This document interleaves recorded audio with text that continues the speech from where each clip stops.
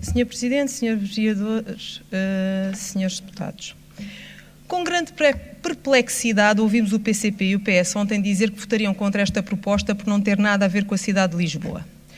Recordo os senhores deputados que, curiosamente, houve nesta casa um grande número de propostas desta mesma natureza e que votaram a favor.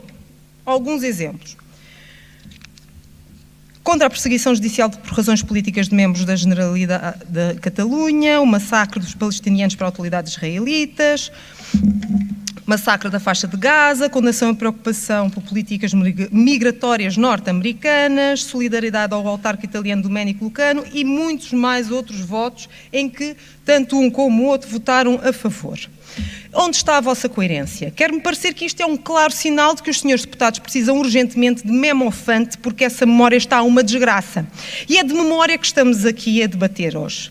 Eu não quero acreditar que este plenário, maioritariamente, ache que há vítimas, mais vítimas do que outras vítimas. E com todo o respeito que tenho pelos senhores deputados, como indivíduos e pelo que pensam, mas acho que já é tempo de reconhecer a história e o drama que se viveu sob o comunismo e que em alguns locais ainda hoje se vive. Parem de branquear a história e os erros do comunismo e o sofrimento que essa ideologia infligiu. E em alguns lugares ainda inflige. Poderia falar em vários episódios e atrocidades em várias partes do globo, mas vou falar de um episódio histórico que é dramático, hediondo e sem palavras suficientemente fortes para descrever perpetrado pelo comunismo soviético, o Holodomor ou a Grande Fome. Um projeto maquiavélico do Comitê Central Comunista com fim a dominar os ucranianos que se recusavam a ceder aos kolhosps e aos gulag, recusavam-se a ser soviéticos e fizeram frente ao Partido Comunista que tentava cortar-lhes as raízes, a sua identidade como um povo e a sua própria terra. A frase "a terra é de quem a trabalha" é só para alguns, pois esta foi negada aos ucranianos.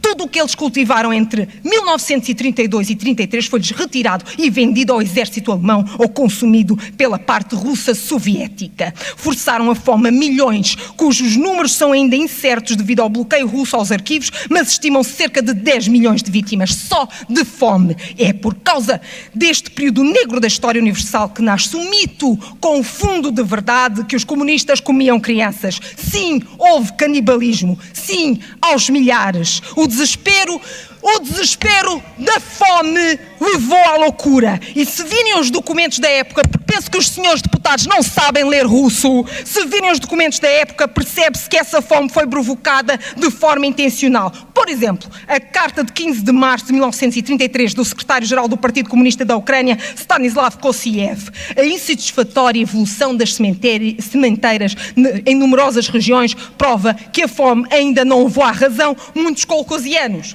Ou do primeiro secretário Mendel Hatayevich. Está a decorrer uma luta feroz entre os camponeses e o poder. É um combate até à última gota de sangue. É uma prova de força entre o nosso poder e a sua resistência. A fome demonstrou quem é o mais forte. Custou milhões de vidas, mas os sistemas dos kolhosps viverá para sempre. Vencemos a guerra. Senhor Presidente, senhores deputados, vou contar-vos uma história verídica.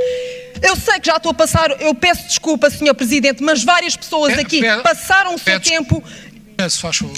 Terminar. Vou contar-vos uma história verídica. Imaginem o que é uma criança de 9 anos viver junto à floresta onde conseguiu obter alguma comida, ver chegar outra menina de 10 anos numa cidade faminta, dizendo que fugia da própria família porque percebeu, conforme desaparecia cada um dos irmãos mais novos, que havia comida da mesa. Também, para não ser a próxima, fugiu. A menina que vivia na floresta era a minha avó materna, que ainda hoje é viva, lúcida e tem muitas outras histórias macabras do que foi o Holodomor para contar.